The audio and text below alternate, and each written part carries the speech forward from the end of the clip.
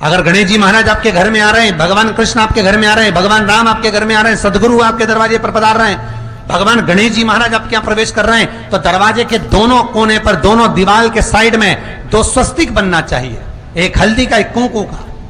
और स्वस्तिक बनाकर जब गणेश जी प्रवेश करें आपके घर के अंदर, तब 2 घी के दिए दोनों ओर जलना चाहिए रिद्धि सिद्धि के लिए। तब प्रवेश मेरे गणेश जी महाराज सीधा चरण अंदर रखकर प्रवेश करिए और गणेश जी की स्थापना करिए।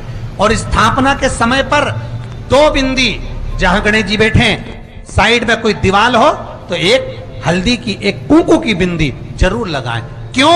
जब आखिरी दिन हम अनंत चतुर्दशी के दिन गणेश जी को जब विदा करें, तो ये रिद्धि और ये सिद्धि, ये कुंकू और हल्दी की बिंदी नहीं, ये रिद्धि और सिद्धि हैं। बहुएं हमारे घर में रह जाए, भले बेटा काम पर चले जाए। क्या होता है, रिद्धि सिद्धि हम साथ में गणेश जी के विसर्जन कर देते हैं। अगर बिंदी नहीं लगाते तो रिद्धि सिद्धि गणेश जी के साथ चली जाती है। अगर 2 बिंदी हमने दीवार पर लगा दी तो वो रिद्धि सिद्धि घर में रह जाती है, गणेश जी जरूर विसर्जन हो जाते हैं। उसको रखो। ऐसी पावन शिव महापुराण की कथा सोमवंशी परिवार हरदोई उत्तर प्रदेश से ऑनलाइन कराई जा रही है। भाव भक्ति से आप सब इस पावन शिव महापुराण की कथा का आनंद ऑनलाइन श्रवण कर रहे हैं घर पर बैठकर। कई लोग कहते हैं ये गणेश जी माता पार्वती के तन के उपटन से उत्पन्न हुए थे। आप अगर गणेश चालीसा पढ़ते होंगे, जो लोग गणेश चालीसा का पाठ करते होंगे उनको मालूम होगा, गणेश चालीसा में एक प्रसंग आता है कि माता पार्वती तप करती, साधना करती, आराधना करती, और माता पार्वती जब पूजन करती हैं, आराधना करती हैं, तब गणों के अध्यक्ष श्री गणेश जी महाराज वहां कर विराजमान हो जाते हैं। इसलिए हरतालिका के पूजन में जब शंकर जी की पूजन होती है तो साथ में पहले गणेश जी की पूजन होती है। विचार करो कि पार्वती के तन के उपटन से जब पार्वती का विवाह हो जाएगा, कैलाश चली जाएंगी, तब तन के उपटन से गणेश जी प्रकटेंगे। पर शास्त्र तो कह रहा है, विष्णु पुराण कहती है, गणेश पुराण कहती है, और श्री नारद पुराण वर्णन करती है कि गणेश जी महाराज का स्तमन जब माता पार्वती ने बाल्यावस्था में भगवान के लिए करा, शिव की आराधना में जब लगी, तब विनायक देव गणेश का स्तमन करा, तो श्री गणेश जी महाराज वहां सामने पूजन को स्वीकार करने पार्वती के सम्मुख में प्रकट हो चुके थे। पार्वती जी ने कहा, इस घने जंगल में जहां कोई नहीं आ सकता, ऐसे वन मंडल में आप आए हो, कौन हो आप कौन हो? भगवान श्री गणेश जी महाराज ने, विनायक देव गणों के अध्यक्ष गणाधिपति श्री गणेश जी महाराज बोलते हैं, माता आप जिस शिव की आराधना कर रही हो, माता आप जिस शंकर की आराधना कर रहे हो, इन्हीं शंकर ने मुझे बनाया है, इन्हीं शंकर। तो माता पार्वती जी बोली कि ये तुम्हारा हाथी का मुंह और तुम्हारी तोन इतनी बड़ी क्यों बना दी? गणेश जी बोले, माता ये सब ये शंकर जी ने करा। मैं इतना सुंदर बन चुका था, इतना सुंदर कि 33 कोटि देवता मुझे देखकर लज्जित होने लगे थे। शंकर जी के पास में देवता पहुंचकर बोले, ये इतने सुंदर हो गया बालक विनायक, तो इसको थोड़ा सा रूप बदल दो। तो गजमुख कर दिया और मेरी तोंद को खींच दिया, तो मेरा तोंद बड़ा हो गया। गणेश चालीसा में इसका वर्णन है, पढ़िएगा कभी योग लगे तो। माता पार्वती जी कहती हैं, शिव नहीं आए, नंदी नहीं आया, भृंगी नहीं आया, संगी नहीं आया, कोई नहीं आया, आप सबसे पहले आए हो। ए गणेश, आप पधारे हो, मेरा मन करता है मैं आपको पुत्र बना लूं, पर मैं तो खुद अभी कुंवारी अवस्था में हूं। गणेश जी कहते हैं, मां आपने जो मांगा है वो पूर्ण होगा। जब आप शिव के साथ ब्याह जाओगी, आपके शरीर पर जब आप उपटन लगाओगी, उस उपटन का जब पुतला बनाओगी, मैं आपके रोम रोम में भजन के माध्यम से लिप्त रहूंगा।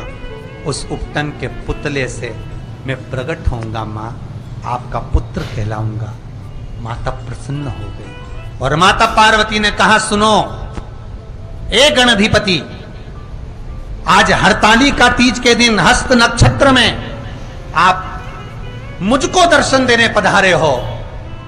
जब कल मैं यहां से प्रवेश करूं तो मैं चाहती हूं जगत में भी आपका जय जयकार हो। आप पूरे जगत में जैसे आज पार्वती के पुत्र बनकर आने वाले हो, जगत के कल्याण के लिए मृत्यु लोक में आप संग में समाहित होकर प्रकट होइए। गणेश जी, हरताली का तीज के दूसरे दिन जो चतुर्थी होती है, उस चतुर्थी के दिन गणेश जी उस गुफा से प्रविष्ट हो गए बाहर। जो आपकी आराधना करेगा, पूजन करेगा, अर्चना करेगा, जगत का सुख पाए। आज मां जगज्जननी, आज ही हस्त नक्षत्र में तीज के दिन माता पार्वती बचपन, जवानी, अधेड़ी और बुढ़ापा चार पूजन कर कर अपनी सारी जिंदगी भगवान शिव को दे देती। पूरा जीवन, बचपन, जवानी, अधेड़ी और बुढ़ापा माता पार्वती ने भगवान शिव को देना चाहा, चार पूजन कर। इसलिए माताएं आज भी हरताली का तीज के दिन रात्रि भर जगकर पूजन करती हैं। और मेरा निवेदन बहुत सुंदर भाव शिव महापुराण का है। माताओं, अगर आप हरताली का तीज का व्रत नहीं भी करती हो तो आपसे निवेदन है, किसी भी 5 वृक्ष की पत्तियां तोड़कर, किसी भी 5 वृक्ष की पत्तियां तोड़कर किसी भी शंकर मंदिर में प्रदोष काल से लेकर ब्रह्म मुहूर्त तक शंकर को कभी भी चढ़ा देना। महाराज, शास्त्र कहता है मन की कामना शिव पूरा करते हैं, अखंड सौभाग्य देते हैं, रिद्धि सिद्धि घर में प्रवेश कर। 5 वृक्ष की पत्तियां, कोई से भी वृक्ष की, जो आपको अच्छा लगे वो वृक्ष की 5 पत्तियां तोड़ लीजिए। 5 वृक्ष की डालों में से पत्तियां निकालकर शिव को समर्पित कर दीजिए, शंकर को। और जब गणेश जी को लेकर आओ तो गणेश जी का मुख आपकी ओर होना चाहिए। गणेश जी को जब घर में प्रवेश दो, गणेश जी को जब घर में प्रवेश दो तो गणेश जी का मुख आपकी ओर, महाराज। और जब गणेश जी को विसर्जन भी करो तो गणेश जी का मुख आपकी ओर, पीठ नहीं। कई कई लोगों के घरों में गणेश जी की बहुत सारी फोटो हो जाती है, बहुत ध्यान दीजिएगा महाराज। कई कई लोग गिफ्ट में गणेश जी दे देते हैं। शास्त्र कहता है, जिसने अपने जीवन काल में, आपको पहले भी कथा में कहा था, एक आंवले का वृक्ष, एक गणेश जी की मूर्ति, एक कुबेर का स्टेचू भी आता है, यह भी गिफ्ट में नहीं दिया। यदि गणेश की मूर्ति, गणेश की प्रतिमा, गणेश का फोटो हम किसी को गिफ्ट में दे देते हैं तो हमारे घर की संपदा उस तारीख को लिखकर रखना, उसके बाद में धीरे धीरे छिन्न होने लगती है, संपदा टिकती नहीं। 1 रुपया कमाओगे, 1.25 रुपया खर्च हो। और घर के हर जगह पर गणेश जी की मूर्ति नहीं लगाना चाहिए। घर का फोटो, गणेश जी का फोटो हर जगह पर नहीं लगाना। जहां पूजन करते हो वहां लगा लो, जहां स्मरण करते हो वहां लगा लो, चल जाएगा। पर सारे घर में ना जाने कौन कौन सी दिशा में, और यहां तक कई लोग साल भर गणेश जी रखते हैं, तो उनसे भी निवेदन है, साल भर गणेश जी रखो, मना नहीं है, पर गणेश जी रखना कौन सी दिशा में चाहिए उसका भी शास्त्र प्रमाण वर्णन करता है। लाते समय गणेश जी का मुख आपकी ओर, शमी के वृक्ष की पत्ती, जैसे ये बेलपत्र होता है, शिव को और गणेश को बेलपत्र, शमी पत्र समर्पित होता है। आप शिव महापुराण की कथा कहती है और गणेश चरित्र अपन श्रवण कर रहे हैं। जिसके घर में संपदा की कमी पड़ती हो, बीमारियां ज्यादा फैल रही हो, बहुत कष्ट हो महाराज, बहुत ज्यादा दुखी हो महाराज, कोई काम नहीं बन रहा, बहुत तकलीफ में हो, तो शमी पत्र, शमी की पत्ती, जहां गणेश जी का स्थान है वहां पर 5 शमी पत्र 5 समर्पित करें और शंकर जी के ऊपर 3 शमी पत्र समर्पित करें। बहुत ध्यान देना, 5 शमी पत्र जहां गणेश जी का स्थान है शिवलिंग में वहां समर्पित करें, 3 शमी पत्र शिवलिंग के ऊपर समर्पित करें। 1 शमी पत्र शंकर जी की चौखट पर लेफ्ट भाग में जाते समय आपका उल्टा हाथ, जब मंदिर से निकलो तो उल्टे हाथ पर लेफ्ट भाग में शंकर जी की चौखट पर समर्पित करें, एक शमी पर। और महाराज घी का दिया जहां लेफ्ट भाग में आपने शमी पत्र रखा है, मंदिर में ना दिया लगाकर बाहर की ओर जहां शमी पत्र रखा है उसके ठीक साइड में एक घी का दिया लगा दीजिए। केवल गणेश चतुर्थी से लेकर अनंत चतुर्दशी तक गणेश पुराण कहती है भगवान गणेश जी का मोर ध्वज का मयूर ध्वज गणेश का नाम लेकर जो ये दीप शमी पत्र चढ़ा देता है उसके घर से कभी रिद्धि सिद्धि नहीं जाती, वैभव प्रतिष्ठा नहीं जाती। कर कर देखना अगले साल तक आपका व्यापार कितना चलता है हमको बताना जरूर, करके देखो एक बार। गणेश पुराण का, शिव महापुराण का यह प्रसंग करिए, जीवन में उतारिए। चतुर्थी से लेकर अनंत चतुर्दशी तक गणेश जी का मूल स्थान। आपको गणेश जी की मूर्ति पर चढ़ाने का नहीं बोल रहा है। क्यों नहीं बोल रहा है? क्योंकि गणेश जी की आप प्रतिष्ठा करोगे तो वो टेम्परेरी है, 10 दिन के लिए कर दिया फिर वापस विसर्जन कर दिया। पर जहां शंकर मंदिर में बैठ गए, शिवलिंग स्थापित हो गया, वहां ना जाने कितने समय से शंकर की आराधना हो रही है, वहां गणेश जी सदा विराजमान है। ये 10 दिन में अगर आपने शमी पत्र बिल्कुल मन से समर्पित करा है ना, तो मेरा विश्वास कहता है शिव महापुराण का, मेरे बाबा विश्वनाथ की कृपा कहती है, मेरा मन कहता है 10 दिन के अंदर आप शमी चढ़ाएंगे ना तो कुछ ना कुछ अच्छी खबर जरूर मिलेगी, ये पक्का है। पर हमें बताना जरूर, व्हाट्सएप पर हो, मैसेज जरूर करना है कि क्या फायदा हुआ आपको 10 दिन के अंदर, बोलना जरूर। कर देखिए शिव स्मरण। गणेश जी की मूर्ति जब लेकर आओ तो गले में जनेऊ के रूप में या कमर पर सर्प जरूर होना चाहिए। गणेश जी की मूर्ति में जनेऊ के रूप में सांप हो या कमर पर बंधा हुआ सांप हो, वो गणेश जी संपदा देने में पीछे हटते ही नहीं।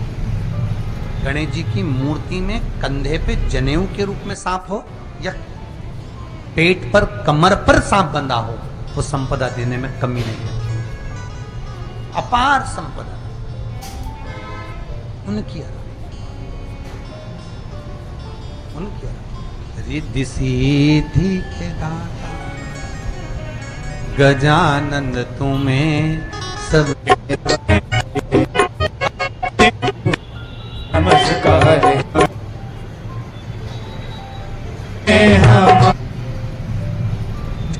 आप कर रहे हो उस व्रत में, अगर का व्रत रख लेती है, महाराज स्वयं बिंदुक का लेख देख रहे हैं, चंचुला देवी के प्राण छूटे, माता पार्वती की सखी बन गई। जो जगज्जननी जगदम्बा नित्य स्मरण करते वाली, शिव जी का भजन करने वाली, शिव नाम का कीर्तन करने वाली, वो मां पार्वती की सहेली चंचुला देवी बन गई। मुख उतार कर बैठी थी, चेहरा उतरा हुआ था और माता पार्वती को अच्छा नहीं लगा। मैं फिर निवेदन करूंगा आप सभी से, आपका अगर व्रत है तो आपका चेहरे पर स्माइल होना चाहिए। कई माताएं चतुर्थी का व्रत रख लेती है, तीज का व्रत रख लेती है, छठ का व्रत रख लेती है, 12-1 बजे तक तो ठीक दिखती है, 2 बजे पलंग पर पट्टा बांध के पड़ी मिलती है। चेहरा उतरना नहीं चाहिए। शास्त्र कहता है जो फल ताजा दिखता है, जो फल अच्छा लगता है, वो भगवान को दिया जाता है। जो फूल ताजा दिखेगा, अच्छा दिखेगा, वो भगवान को दिया जाएगा। जो वृक्ष का फल अच्छा दिखेगा, भगवान को दोगे। और जो व्रत आप कर रहे हो, उस व्रत में अगर आपका चेहरा खिला हुआ है, प्रसन्नता दिख रही है, आनंद दिख रहा है, चेहरा उतरा नहीं है, तो भगवान उस व्रत को स्वीकार करते हैं। उस व्रत को भगवान स्वीकारते हैं। और मालूम पड़े व्रत में आपका चेहरा उतर गया। कई कई माताओं वो व्रत रखती है ना एकादशी का, राम जी सीता जी से अलग हुए, क्या ये कर्म के अनुसार है? बिल्कुल, ये भी कर्म के अनुसार। राक्षसों के गुरु दुर्वासा, क्रोध जहां पर भरपूर हो। राक्षसों के गुरु शुक्राचार्य जी वामन अवतार के समय पर राजा बलि का साथ देने के लिए, जब राजा बलि शुक्राचार्य जी के यहां आया, तब शुक्राचार्य जी नहीं मिले। वामन भगवान देख रहे हैं कि शुक्राचार्य जी नहीं है, तो राजा बलि के जितने राक्षस गण हैं ये सब समर्पण करेंगे। वामन भगवान को क्रोध आया और वामन भगवान ने सारे राक्षसों का संहार कर दिया। इन राक्षसों की धर्मपत्नियां शुक्राचार्य जी की धर्मपत्नी के पास पहुंच गई, गुरु माता के पास। माता, हमारे पतियों को जीवित कर दो। और शुक्राचार्य जी की धर्मपत्नी हाथ में जल लेकर शुक्राचार्य जी का ध्यान कर कर, मैं राक्षसों के गुरु की धर्मपत्नी गुरु माता इन सबको अपने तेज बल से जीवित करती हूं। वो वाकई जीवित हो गए। भगवान वामन को क्रोध आ गया, और वामन भगवान को क्रोध आया तो वामन भगवान ने उसी समय सुदर्शन उठाकर शुक्राचार्य जी की धर्मपत्नी का सिर काट दिया। जब धर्मपत्नी का शीश कटा, शुक्राचार्य जी का आगमन हुआ। पत्नी मर चुकी है, कोई है नहीं। शुक्राचार्य जी को क्रोध आ गया। वामन भगवान, हे नारायण, तुमने हमारे साथ छल करा है और हमारी पत्नी जिन राक्षसों की गुरु माता है उसने उनके अनुकूल कार्य करा, उसके बाद भी तुमने हमारी धर्म पत्नी का वध किया है। शुक्राचार्य जी कहते हैं, हे नारायण,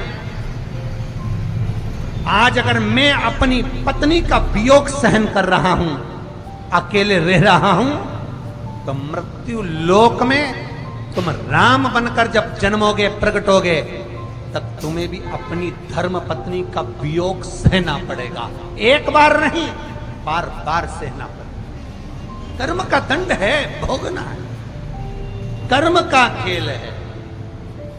कथा कर रही है, क्यों कटा गणेश जी का माथा, क्यों काटा शंकर ने अपने पुत्र का शीश, उसका भी लेख शिव महापुराण वर्णन कर। माली और सुमाली ये दोनों राक्षस कुल में जन्मे और असुर कुल में जन्म लिया। राक्षस कुल में जन्म लिया माली और सुमाली, राक्षस कुल में जब जन्मे, और जन्म लेने के बाद माली और सुमाली भले राक्षस कुल में जन्मे, लोगों को परेशान करना, कष्ट देना, तकलीफ देना, पर एक काम इनका प्रबल था, ये शंकर का भजन बहुत करते थे। माली सुमाली राक्षस होकर एक काम अच्छा करते थे। जो शंकर का शिवलिंग नगर से बाहर होता था, गांव से बाहर जंगल में होता था, उस शिवलिंग की आराधना करना, वहां सफाई करना और शिव का अनुमोदन।